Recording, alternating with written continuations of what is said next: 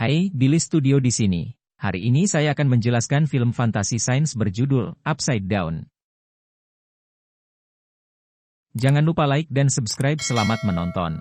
Film dimulai saat sebuah suara menceritakan kepada kita, aturan planetnya yang memiliki gravitasi ganda. Di dunia seperti itu, dua planet sangat dekat satu sama lain sehingga menghalangi langit. Orang-orang yang tinggal di planet atas tampaknya terbalik bagi mereka yang berada di planet bawah. Aturan gravitasi berlaku untuk kedua tempat tinggal kedua planet. Oleh karena itu, mereka tidak dapat mengunjungi planet lain karena gravitasi dari planet mereka sendiri menarik mereka turun. Ada 3 hukum dasar. 1. Semua benda ditarik hanya oleh satu gravitasi, yaitu gravitasi planet asalnya. 2. Berat suatu benda dapat diimbangi dengan menggunakan materi dari dunia yang berlawanan, yang disebut materi terbalik. Dan 3. Setelah beberapa jam kontak dengan materi terbalik, kontak materi terbakar. Dunia atas disebut atas, sedangkan dunia bawah disebut bawah. Status kedua dunia sangat berbeda. Bagian atas sangat maju dan kaya, sedangkan bagian bawah terbelakang dan miskin. Bagian atas mengekstrak minyak murah dari bawah dan menjualnya listrik dengan harga yang sangat tinggi harga. Mereka mengeksploitasi sumber daya di bawah dan mensejahterakan diri mereka sendiri. Orang-orang dilarang keras untuk berhubungan dengan siapapun dari planet yang berlawanan. Pelanggaran terhadap undang-undang ini dapat diancam dengan hukuman mati atau penjara. Satu-satunya kontak hukum yang dapat dimiliki oleh orang-orang dari dua planet adalah di kantor pusat perusahaan, Transworld. Ini adalah gedung pencakar langit yang menghubungkan dua dunia.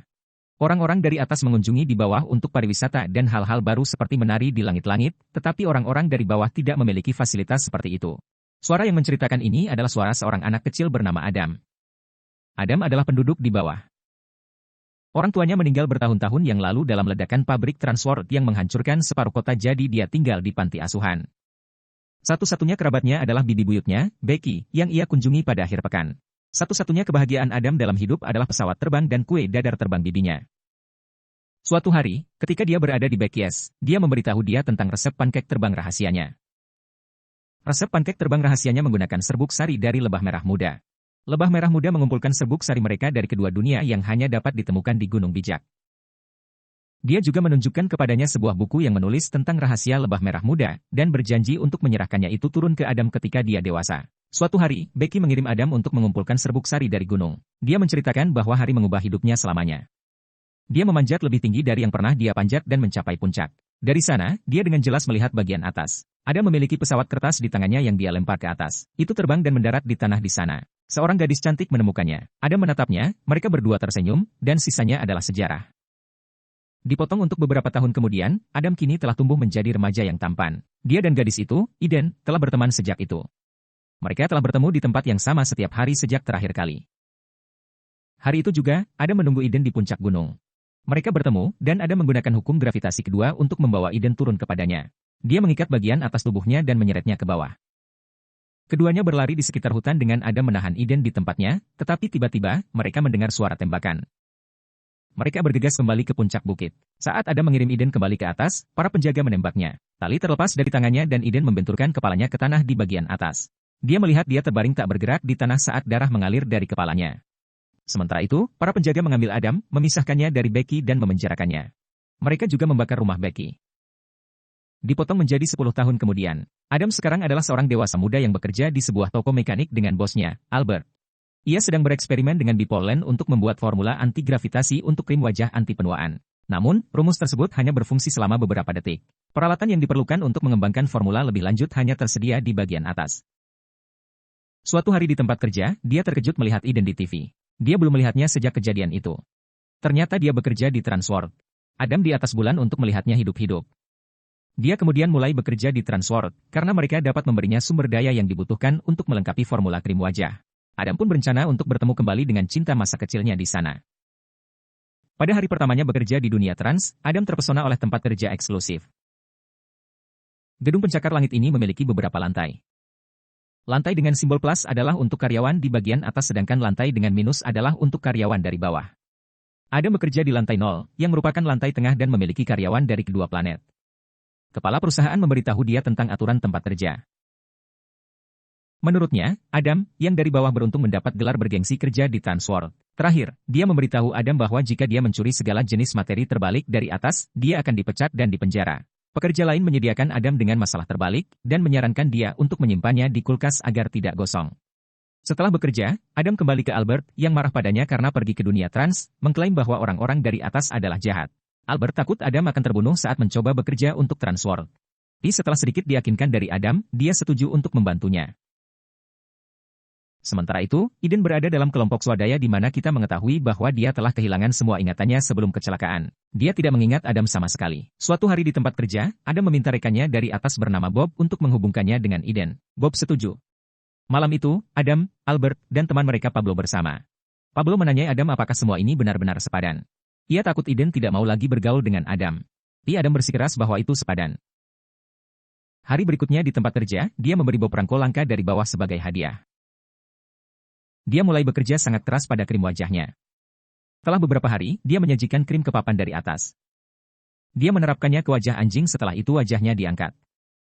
Papan terkesan, dan memberi Adam lebih banyak waktu untuk membuat efek krim bertahan lebih lama. Adam bekerja lembur hari itu. Setelah kantor kosong, dia menaiki alat dan memanggil resepsionis teratas dari telepon Bob. Dia kemudian membuat janji untuk bertemu Eden sebagai Bob. Kemudian di toko Albert, mereka membuatkan Adam setelan berat yang terbuat dari materi terbalik untuk membantu dia berjalan di atas. Namun, karena aturan gravitasi ketiga, setelan itu akan mulai terbakar setelah dia di atas untuk sementara waktu. Keesokan harinya, Adam memakai jas di kamar pribadi di tempat kerja, dan menyamarkan dirinya sendiri sebagai karyawan puncak.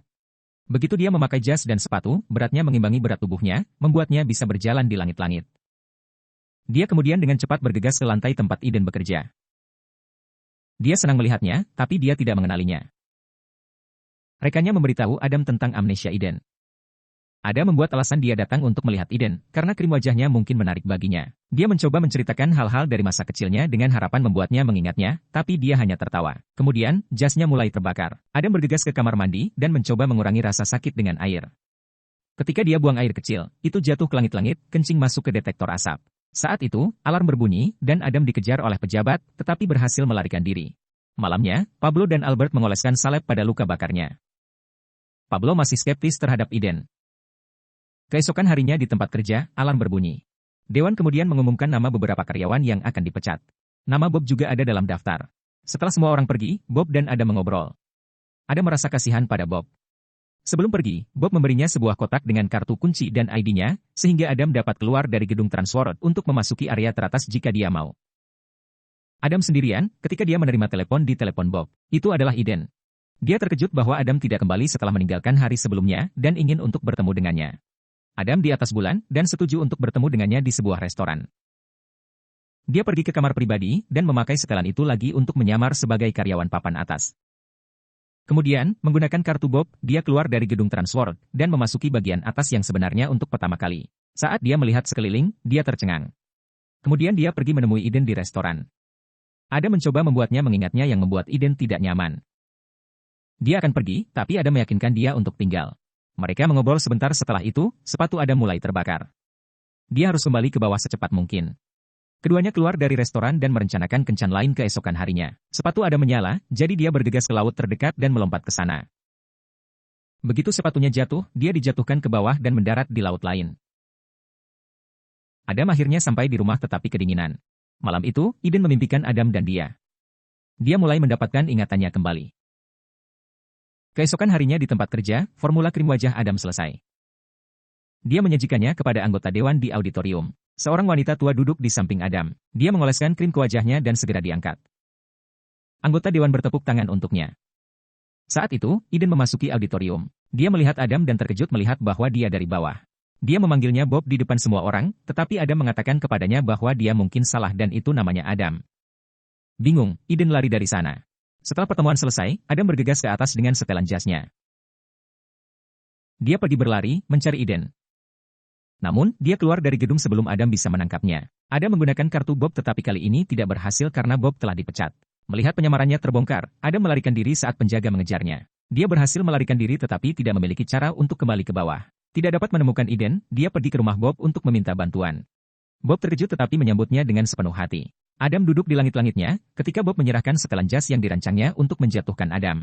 Setelan ini dirancang sedemikian rupa sehingga tidak akan terbakar, bahkan setelah kontak yang lama dengan hal-hal terbalik. Kemudian, Adam menunjukkan kepadanya keajaiban serbuk sari merah muda.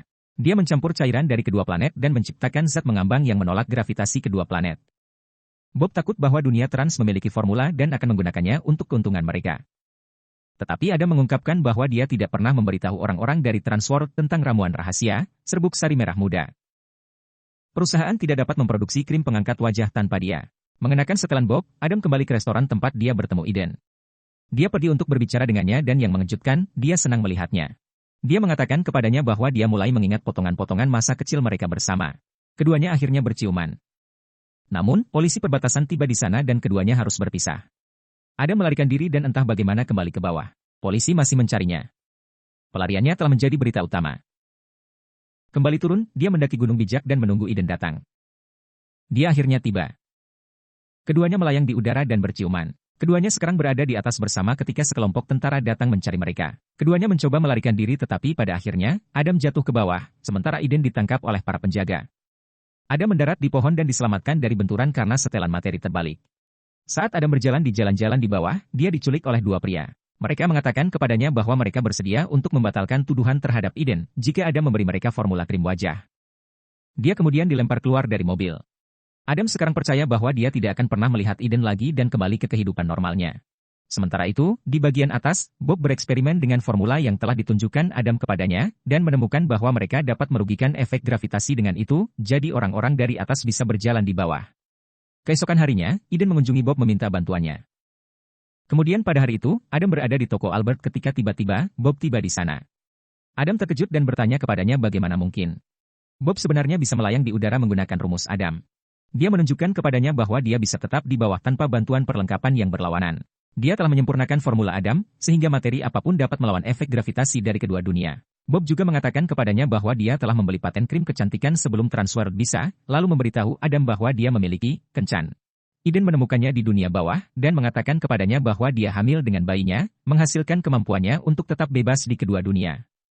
Bertahun-tahun kemudian, gedung pencakar langit yang menjulang terlihat di kedua sisi, menunjukkan bahwa kedua sisi telah menjadi makmur, serta anak-anak dari kedua belah pihak berinteraksi melalui bola basket. Subscribe untuk lebih banyak video seperti ini, aktifkan notifikasi, dan tinggalkan like untuk membantu saluran ini. Terima kasih telah menonton.